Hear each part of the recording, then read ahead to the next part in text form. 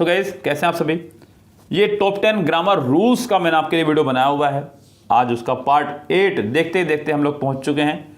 आज मैं बहुत शानदार बातें मुझे आपसे करनी है बच्चों, बहुत ही शानदार या बहुत कुछ सीखने को मिलेगा आप लोगों को। तो जुड़े रहिएगा हमसे, बहुत सारे रूल्स आप लोगों को मिलने हैं बच्चों। और इनको बोल दो बच्चों जिन्होंने अभी तक चैनल सब्सक्राइब नहीं किया है, वो फटाफट से चैनल सब्सक्राइब करके बेल आइकन दबा ले भाई एग्जाम तक, क्योंकि एग्जाम की बहुत ही सटीक इन्फॉर्मेशन और प्रिपरेशन हम लोग आपको करवा रहे हैं। और बहुत जल्दी एक और बैच हम लोग लॉन्च करेंगे स्पेशल स्टेनोग्राफर के लिए। सो ऐसा ना हो कि आप लोग लेट हो जाएं और आपको पता भी ना चले, क्योंकि कोई भी चैनल आपको प्रैक्टिस नहीं करा रहा है, ये ध्यान रखें। तो हम लोग जुड़े हुए हैं आपके लिए। आप चैनल सब्सक्राइब करके बेल आइकन दबा लो, आपका सिलेक्शन हो जाना। आप उसके बाद में इसको अनसब्सक्राइब कर देना, उसमें कोई दिक्कत नहीं है। फिलहाल आप सिलेक्शन ले लीजिए अपना। ओके गाइस, चलिए फिलहाल गाइस चलते हैं यहाँ पर कुछ क्वेश्चंस पर, जो क्वेश्चंस हमारे सामने हैं। कह रहा है कि can you imagine that she has 35 pair of shoes.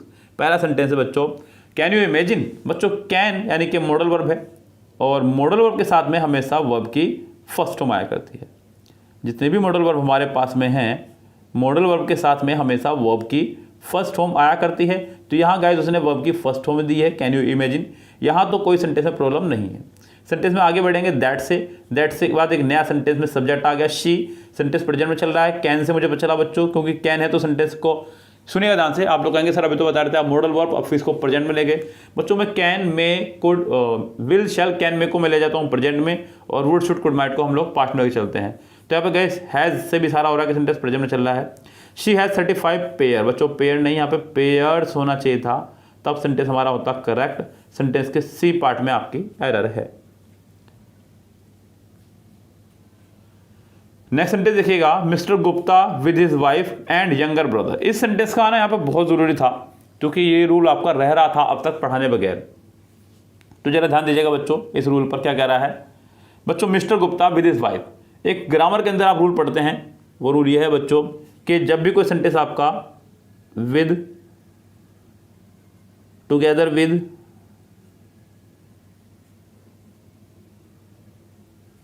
Along with, as well as आदि इन वर्ड से जुड़ा हो, तो जो आने वाली वर्ब है बच्चों, वो वर्ब आपके इनसे पहले वाले सब्जेक्ट के अकॉर्डिंग आया करती है। अगर मैं अपनी बात करूँ ट्रिक की, तो मैंने ट्रिक बताई हुई है बच्चों के प्रीपोजिशन के बाद वाले पार्ट को हम लोग सेंटेंस में कुछ नहीं मानते हैं। अब भी मिस्टर गुप्ता के हिसाब से ही आपकी वर्ब आनी चाहिए।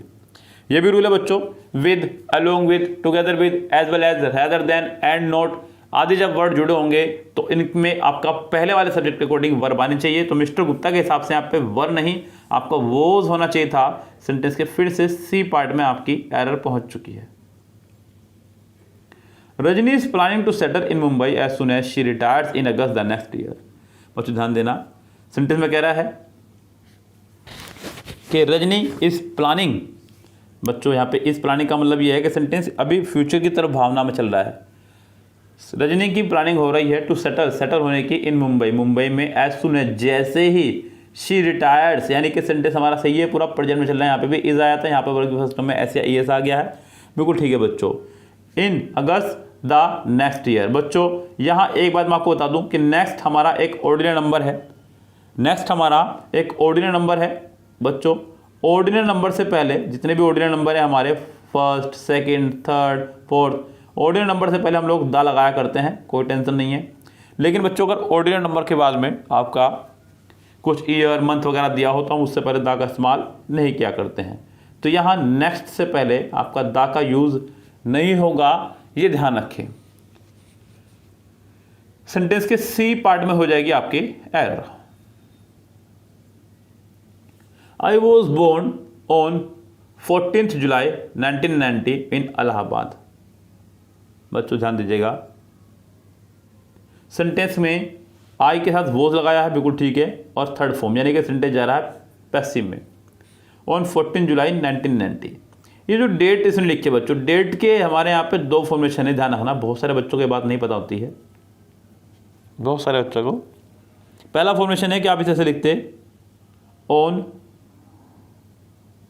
जुलाई 14, यहाँ पे ऑन जुलाई 14, या तो ये तरीका अपनाते हैं आप इसके अंदर, यस। या दूसरा तरीका ये रहता है आपका ऑन 14th जुलाई। कोई एक तरीका आपको अपनाना पड़ेगा। फिलहाल अगर इन दोनों में से कोई भी तरीके की बात करूं तो फिलहाल दोनों तरह से रॉन्ग है। आपका यहाँ पे ऑन 14th जुलाई होना चाहिए था। सेंटेंस के बी पार्ट में आपकी एरर है बच्चों, बी पार्ट पूरी तरह से रॉन्ग है। आगे बढ़ते हैं, क्या कह रहा है? कह रहा है कि not only we saw the president but also the chief minister of Delhi. कह रहा है कि ना केवल हमने प्रेजिडेंट यानी कि राष्ट्रपति को देखा बल्कि हमने चीफ मिनिस्टर को भी देखा। बच्चों ध्यान दीजिएगा, एक बहुत ही प्यारी गलती आप लोगों से हो रही है, जरा उसको पकड़ लीजिएगा। सेंटेंस में शुरुआत हुई है नॉट ओनली से। सुनना ध्यान से बच्चों मेरी बात को, ये आपको 1 नंबर फ्री का देकर जाएगा। केवल ये रूल नहीं है, आपका सब जगह का रूल क्लियर कर रहा हूँ मैं आपको।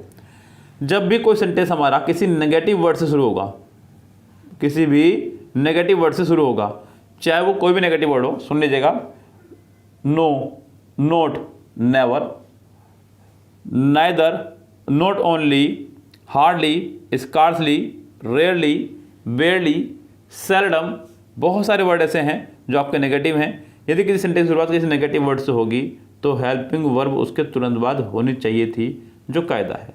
तो यहाँ पे नॉट ओनली वी सॉ की जगह अच्छा होगा कि आप यहाँ पे नॉट ओनली डिड वी सी का इस्तेमाल करें तो सेंटेंस करेक्ट होगा, तो ही सेंटेंस करेक्ट होगा, यानी तो सेंटेंस आपका रॉन्ग है। यानी कि इस लिहाज से अगर हम बात करूँ तो सेंटेंस का पहला ही पार्ट आपका एरर है। इसका आंसर आपका हो जाएगा ए करेक्ट। आगे बढ़ते हैं गाइस, यहाँ पे सेंटेंस नंबर नेक्स्ट है आपका, he commanded me as if he was my husband. यानी कि मुझे ऐसे कमांड दे रहा है जैसे कि वो मेरा हस्बैंड हो, ये कहना चाह रही है वो। तो बच्चों यहाँ पे ही कमांडेड यानी कि सेकंड फॉर्म के साथ लगाया इस्तेमाल उसने, जो कि ठीक है, कोई दिक्कत नहीं है।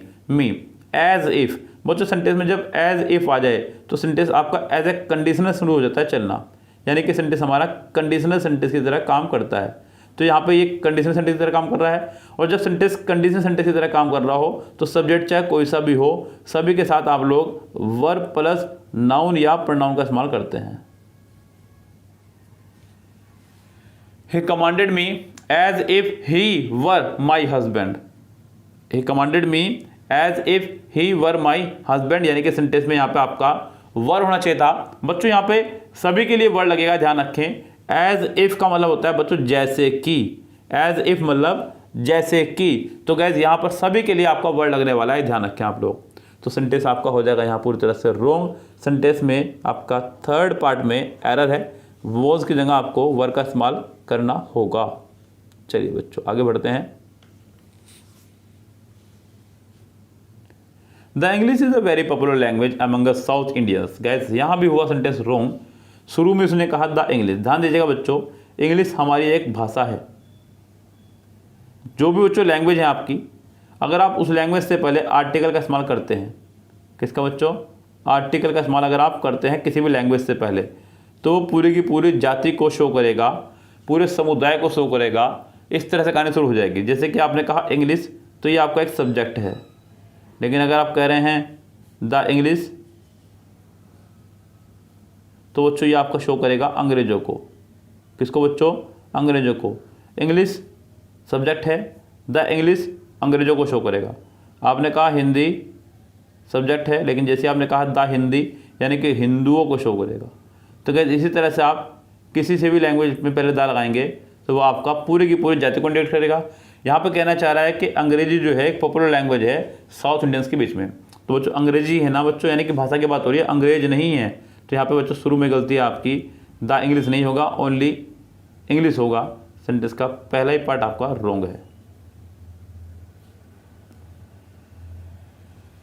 This container is full with water. जी नहीं बच्चों, सेंटेंस शुरुआत में गलत हो गया है। This container is full of water. Full of water मतलब पानी का भरा हुआ।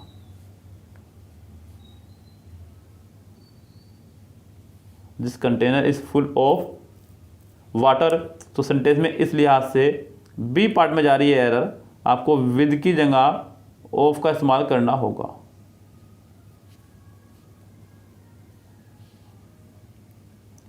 If you will finish your homework I will give you an ice cream. बहुत प्यारा सेंटेंस है, अच्छा सेंटेंस है। लेकिन अगर आपको याद हो गया गाइस, तो मैंने आपको एक बहुत ही शानदार रूल बताया हुआ है कि एक ही सेंटेंस के अंदर दो मॉडल वर्ब आपके एक साथ नहीं आ सकती हैं।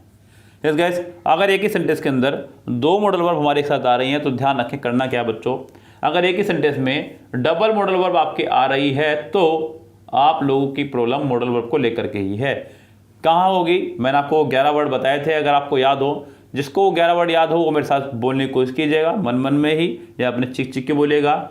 मैं बोलना शुरू करता हूँ। If, unless, until, in case, provided, as long as, so long as, when, before, after, whether. ये 11 वर्ड हैं। अगर सेंटेंस में डबल मॉडल वर्ब है तो हमेशा इन 11 वर्ड के बाद वाली ही मॉडल वर्ब आपको हटानी है। सेंटेंस का ए पार्ट इसका भी रॉन्ग होगा। सेंटेंस के पहले पार्ट में यहां पर एरर है।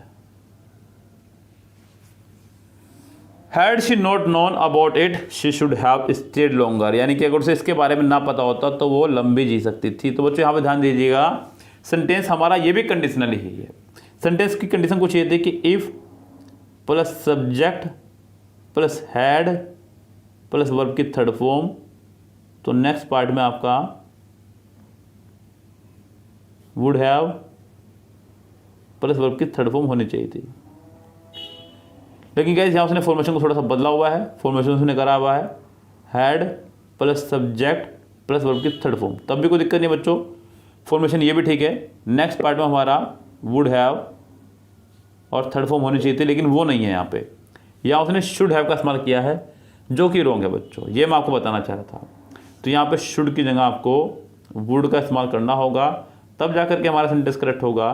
सेंटेंस के बी पार्ट में शुड की जगह वुड का यूज़ करना होगा। सो गाइज, ये थे आपके आज के कुछ रूल्स के साथ वीडियो। उम्मीद करता हूँ कि आपको आज की वीडियो भी बहुत शानदार लगी होगी। मैं फिर से बोल रहा हूँ बच्चों, चैनल को सब्सक्राइब करके बेल आइकन प्रेस कर लीजिएगा। आपकी एग्जाम की डेट को लेकर के, आपके स्किल टेस्ट की डेट को लेकर के, आपके एडमिट कार्ड को लेकर के सबसे सटीक और शानदार इन्फॉर्मेशन हम लोग देते हैं और बहुत सही समय पर देते हैं। आप लोग बिल्कुल तैयार रहिए। आप लोग बस इसको सब्सक्राइब करके बेल आइकन दबा लीजिएगा और अपनी तैयारी कीजिएगा सिलेक्शन वाली। ओके गाइस, फिलहाल चलते हैं, लेता आपसे विदा। Goodbye, have a nice day.